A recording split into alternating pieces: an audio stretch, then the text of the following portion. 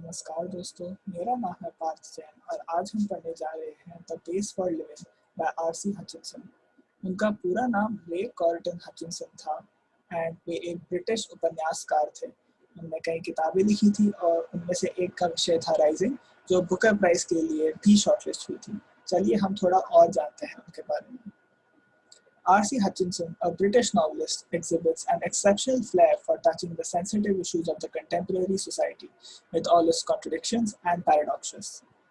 R.C. Hutchinson, जो एक British उपन्यासकार थे, वह एक बहुत असाधारण कला, एक बहुत असाधारण प्रतिभा प्रदर्शित करते थे, जिसमें वे समकालीन युग के समस्याएं, समकालीन युग के मुद्दे और अंतर्विरोधों को समझकर उन पे अपने लेख लिखते थे। In The Pace for Living, R.C. Hutchinson captures the agony of modern man. He brings out how the fast movement of men, things, and objects hurts the normal rhythm and exerts undue pressure on men, women, and children. इस कथा में the pace for living R C. Hutchinson ने यह दर्शाने की कोशिश की है कि आज के जो आदमी है, आज का जो जीवन है, उसकी जो व्यथा है, उसकी जो एगनी है, वो उनने दर्शाने की कोशिश की है इस कथा के द्वारा। उन्होंने ये दिखाने की कोशिश की है जो जीवन की तीव्र गति हो चुकी है, जो मशीनों की तीव्र गति है, लोगों की काम की जो गति हो चुकी है, कैसे ये हमारे साधारण जीवन की चर्या पर एक दबाव डालता है, एक प्रेशर डालता है। और ये जो तेजी है, तीव्र गति है, ये जब हमारे साधारण जीवन पे जब दबाव डालता है, इसमें फिर जो औरतें हैं, आदमी है और बच्चे, वो सब सफ़र करते हैं। उन सब पे ये दबाव और प्रेशर पड़ता है जिसकी कोई ज़रूरत नहीं है। I saw a play in Dublin not long ago in which the chief character was an elderly corn merchant in a small Irish country town. He was a man of many anxieties. His heart was dicky, his nephew was cheating on him, his wife had the fantastic notion of spending £10 on a holiday. Altogether, the pace of life was getting too much for him, and in a moment of despair, he uttered a great cry from the heart. They tell me that there's an aeroplane now that goes 1,000 miles an hour. Now that's too fast.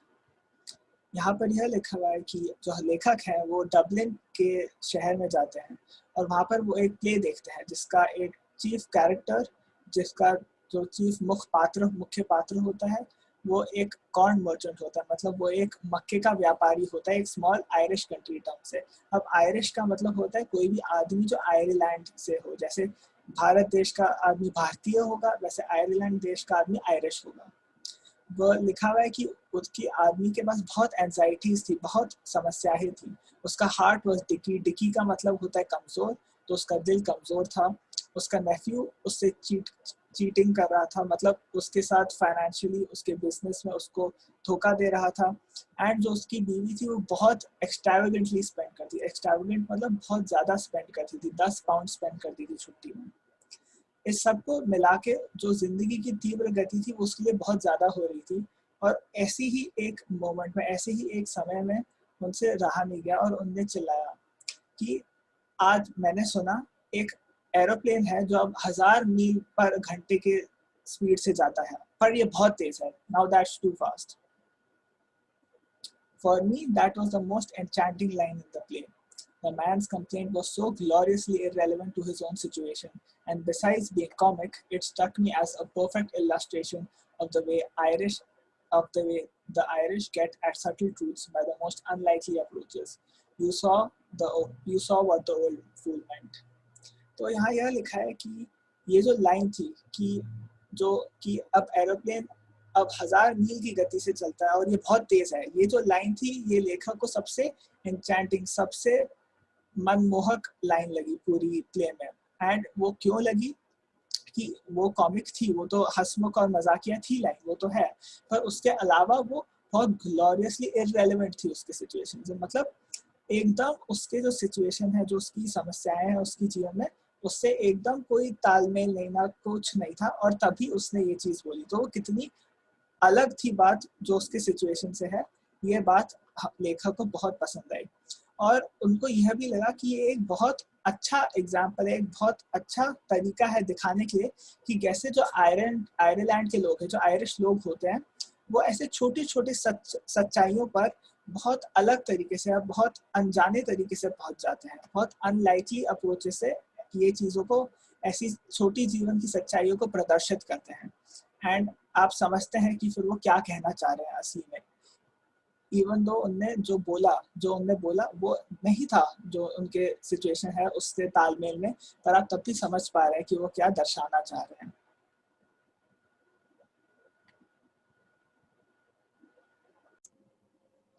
चलिए अब हम आगे बढ़ते हैं। I saw a play in Dublin not long ago in which the chief character was an elderly corn merchant in a small Irish country town.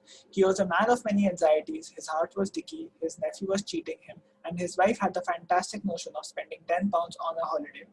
Altogether, the pace of life was getting too much for him, and in a moment of despair, he uttered a great cry from the heart. They tell me there's an aeroplane now that goes at 100 miles per hour. Now that's too fast. तो इधर क्या कह रहे हैं लेखक कि वो एक बार डबलिन गए, डबलिन एक शहर है आयरलैंड में, एंड और उन्होंने वहाँ पर एक प्ले देखा जिनका मुख्य पात्र एक एल्डरली कॉर्न मर्चेंट थे, मतलब एक बूढ़े मक्के के व्यापारी थे। तो ये जो मक्के के व्यापारी थे इनकी बहुत चिंताएं थी जिंदगी में, बहुत टेंशनें थी जिंदगी में। जैसे हिज हार्ट वाज डिकी, मतलब डिकी का मतलब कमजोर होता है, तो उनका दिल कमजोर था। His Neiphiu was cheating on him, मतलब उनके नेफ्यू उनको छलते थे, उनको धोखा देते थे। और उनकी वाइफ बहुत ज्यादा पैसे स्पेंड करती थी छुट्टियों में, £10 स्पेंड करती थी। तो ये सारा मिला के उनके ऊपर जो दबाव बनता था इन सब का, ये बहुत ज्यादा हो रहा था उनके। और ऐसी एक समय में जब इनका दबाव बहुत ज्यादा हो रहा था, उनके दिल से एक आवाज आई और वो चिल्लाते हैं, they tell you there's a plane that goes at 100 miles per hour now that's too fast। तो ये जो फैक्ट है, ये जो हमने चीज सुनी है कि अब 1000 माइल की स्पीड पे एक एरोप्लेन जा रहा है, वो ये चिल्लाते हैं। और ये वो क्यों चिल्लाते हैं ये हमको आगे वाले पैरा में पता चलेगा। For me that was the most enchanting line in the play. The man's complaint was so gloriously irrelevant to his own situation, and besides being comic, it struck me as a perfect illustration of the way the Irish get at subtle truths by the most unlikely approaches. You saw what the old fool meant. तो इधर क्या लिखा है कि लेखक को ये जो लाइन थी ये सबसे मनमोहक लाइन लगी थी, एन्चेंटिंग लाइन लगी। और वो क्यों लगी? क्योंकि वो बहुत ग्लोरियसली इररेलेवेंट थी, मतलब जो उनकी परिस्थिति थी उससे उनका कोई संबंध ही नहीं था, उस लाइन का कोई संबंध नहीं था, कोई मतलब नहीं था, कोई लेन देन नहीं था उनकी परिस्थिति से, जो हमने अभी पढ़ी कि उनकी कितनी चिंताएं हैं जिंदगी में। और वो मजाकिया तो थी ही ये लाइन, पर इससे एक क्या दिखता है, क्या पता चलता है कि ये एक बहुत अच्छा उदाहरण है जैसे आयरिश लोग जिंदगी की छोटी छोटी सच्चाइयों पे लाइट डालते हैं, छोटी छोटी सच्चाइयों के बारे में बात करते हैं और दिखाते हैं। जैसे वो अपने प्ले में दर्शा रहे हैं इतनी छोटी सच्चाई एक ऐसी लाइन के थ्रू जो हम सोच भी नहीं पाएंगे कि वो इस तरीके से हमको वो सच्चाई दिखाएंगे, ऐसे दर्शाएंगे। बहुत अनलाइकली अप्रोच से जो हमने कभी सोची ना हो, ऐसी अप्रोच से। You saw what the old fool meant, लेकिन वो हमको ऐसे तरीके से ये बताने की कोशिश कर रहे हैं, बट तब भी हमको समझ आ रहा है कि उनका मतलब क्या था उस कैरेक्टर का, उस मुख्य पात्र का। चलिए अब हम आगे बढ़ते हैं। Not that I have any dislike of rapid movement myself. I enjoy going in a car at 90 miles an hour, so long as I am driving and so long as it is not my car. I adore the machines that hurl you about at Battersea. To dine in London and lunch in New York next day seems to be a most satisfactory experience. I admit it excludes all the real pleasures of travel, the sort of fun you get from a country bus in Somerset or Spain, but it gives you a superficial sense of drama. It was a sort of excitement our ancestors had to do without, and we might just as well accept it gratefully. No, where speed becomes something unfriendly to me is where the mental activities of our time tend, as they naturally do, to follow the pace of machines. तो इधर लेखक क्या कहना चाह रहे हैं कि ऐसी बात नहीं है कि उनको खुद जीवन की तेज गति से कोई प्रॉब्लम है, जो मशीन्स अब इतनी तेज हो गई उससे कोई समस्या है। वो खुद आनंद उठाते हैं मशीन्स और गाड़ियों को तेज चलाने में। उनको खुद जो आइडिया है कि आप एक देश में डिनर कर सकते हो और दूसरी देश में अगले दिन लंच कर सकते हो, उनको ये जो अनुभव है ये बहुत अच्छा अनुभव लगता है जो वो ये करना चाहेंगे। पर वो ये भी मानते हैं कि जो असली सुख होता है, जो असली मजा आता है किसी बस से कहीं पर जाने में, कहीं यात्रा पर जाने में, लंबी बस में, बस यात्रा जो 1 दिन की हो, 2 दिन की हो, जो आप उसमें असली जो रस होता है वो नहीं मिल पाता है एक फ्लाइट से कहीं जल्दी से जाने में। तो वो ये कहते हैं कि जो ये असली रस होता है, ये असली मजा होता है, ये नहीं मिल पाता है जो मजा बस से कहीं जाने में हो। और लेकिन जब ये हम फ्लाइट से जाते हैं, जो जल्दी से हम पहुंच जाते हैं जगह, ये एक सुपरफिशियल सेंस ऑफ ड्रामा देता है। मतलब ये एक ऊपरी ऊपरी का थोड़ा थ्रिल देता है, एक रोमांस देता है, ऊपरी ऊपरी की कोई रोमांस देता है जो आपको ये मिलता है, पर आपको असली मजा नहीं मिलता। और ये जो रोमांच होता है जो हमको इस टाइम में इस युग में मिल पा रहा है, ये हमारे जो एंसेस्टर्स थे, जो हमारे पहले जो रहते थे, उनको ये सब नहीं मिलता था। उनको ये सारी फैसिलिटीज, उनको ये सारे मशीन्स नहीं थे उनके पास जिंदगी में। इसलिए हमको इस सब को मानना चाहिए और हमको इसको एक्सेप्ट करना चाहिए और इनके साथ रहना चाहिए।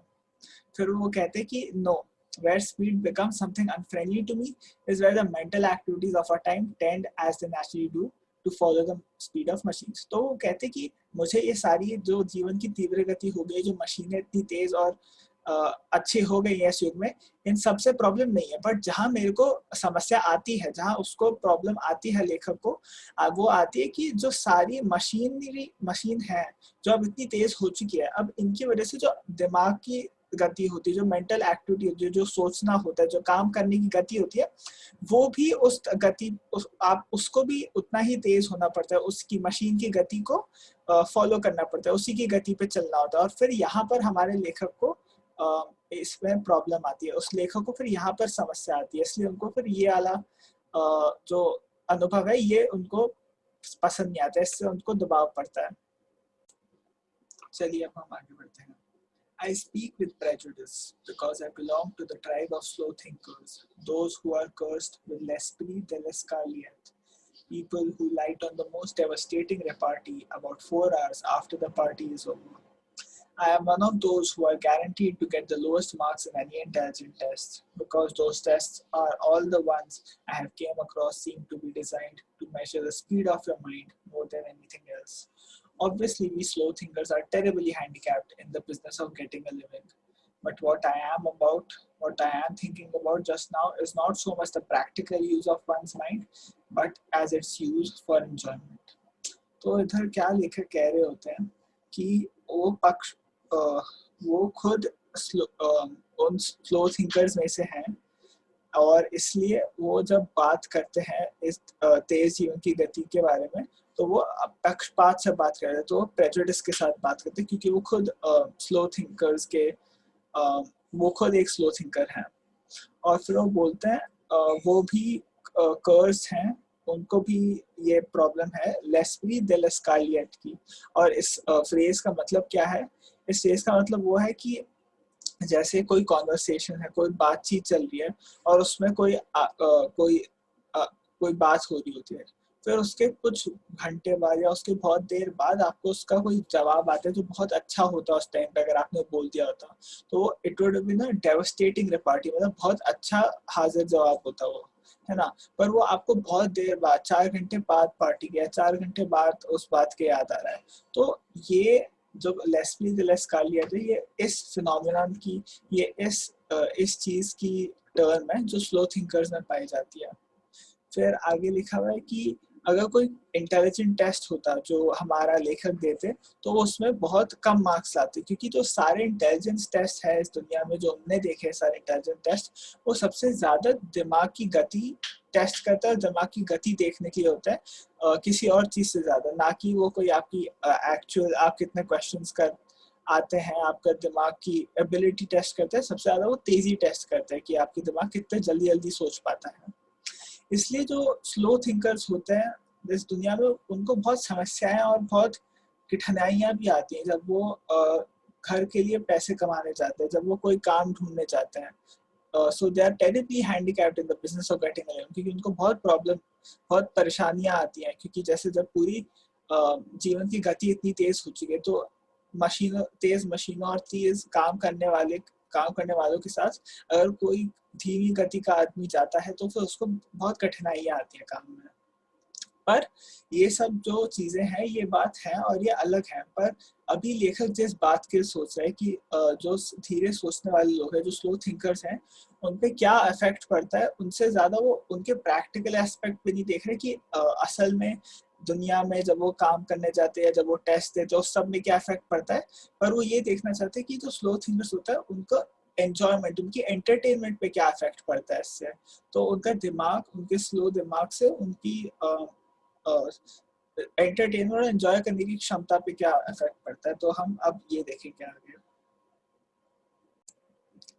चलिए हम आगे बढ़ते हैं।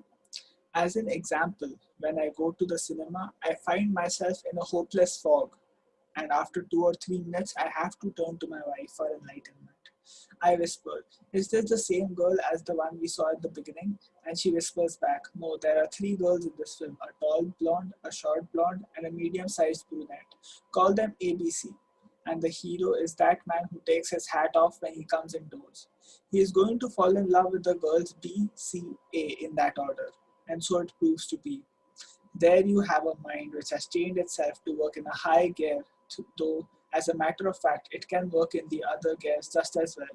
But my point is that most of my fellow patients in the cinema think fast enough to keep up comfortably with the rapid changes of the scene and action. They, they think much faster than the people did 30 years ago, possibly because those who do not think fast in the high street nowadays may not get another chance in this world to think at all. तो यहाँ पर लेखक क्या कहना चाह रहे हैं कि अब वो एंटरटेनमेंट और एंजॉयमेंट में अपना एग्जाम्पल लेते हैं कि जो धीरे सोचने वाले उनका क्या डिफरेंस होता है, क्या उन पर दबाव पड़ता है। वो बताते हैं कि जैसे जब वो सिनेमा हॉल जाता है, वो पिक्चर देखने, मूवी देखने जाते हैं, तो हर 2-3 मिनट में वो एकदम कंफ्यूज जाता है और उनको नहीं पता रहता है कि क्या चल रहा होता है। He is in a hopeless fog, कि वो उनको समझ नहीं आ रहा होता है क्या होता है, सब कुछ मिक्सअप हो जाता है उनके कि स्टोरी या प्ले में, मूवी में क्या हो रहा होता है। और फिर वो हर 2-3 मिनट बाद अपनी बीवी की तरफ मुड़ते हैं और जानकारी के लिए, एनलाइटमेंट के लिए उनसे पूछते हैं कि ये क्या सेम एक्ट्रेस है या नहीं, ये सेम लड़की है या नहीं मूवी में। एंड फिर उनकी वाइफ जो है वो उनको एक्सप्लेन करती है, उनको समझाती है कि एक ऐसी लड़की है, एक ये है, इनको आप ABC बुला लो और हीरो ये वाला है। तो फिर वो उनको पूरा एक्सप्लेन करती है कि इस ऑर्डर में वो लड़की आएंगी, इस ऑर्डर में जो हीरो होता है वो उनसे प्यार करता है, और फिर उसके बारे में समझाती है और वो एकदम सही निकलते हैं। तो फिर वो ये बात बताता है, वो बात नोटिस करते हैं, वो देखते हैं कि जो उनकी बीवी है उनका दिमाग है एक जो एकदम ट्रेन हो चुका है, जो एकदम अडेप्ट कर चुका है अपने आप को, जो एकदम समझ चुका है और सीख चुका है कि आज की तेज दुनिया में कैसे वो तेज दिमाग से चल पाता है। और उनका दिमाग जहाँ जरूरत है वहां पर तेज भी चल पाता है, हाई गियर में भी चल पाता है, और जहाँ धीरे की जरूरत हो वहां पर उन गियरों में भी चल लेता है। और जो पॉइंट होता है, जो चीज हमारे लेखक कहना चाह रहे हैं, वो ये है कि जो उनके साथ सारे लोग हैं, जो उनके युग के लोग हैं, जो उनके साथ सिनेमा देख रहे हैं, उन सबका दिमाग ऐसे हो चुका है, उन सबका दिमाग ऐसे अडेप्ट कर चुका है, ऐसे तेज हो चुका है, ऐसे हाई गियर में चलने के लिए समझ चुका है, सीख चुका है। एंड और क्या बात है कि वो सब आराम से कंफर्टेबली जो चेंजेस हो रहे हैं सीन में, जो स्टोरी आगे बढ़ रही है, जो डिफरेंट कैरेक्टर्स हैं, जो डिफरेंट पात्र हैं मूवी के, उन सबको समझ पा रहे हैं और वो उसके साथ समझ पा रहे हैं और आगे बढ़ पा रहे हैं, उनको कोई कंफ्यूजन नहीं हो रही है। तो ये लेखक कहना चाह रहे हैं कि ये जो हो गया कि आजकल के युग में बाकी सबको कोई प्रॉब्लम नहीं आ रही है, तो ये क्यों है, ये कैसे हो रहा है?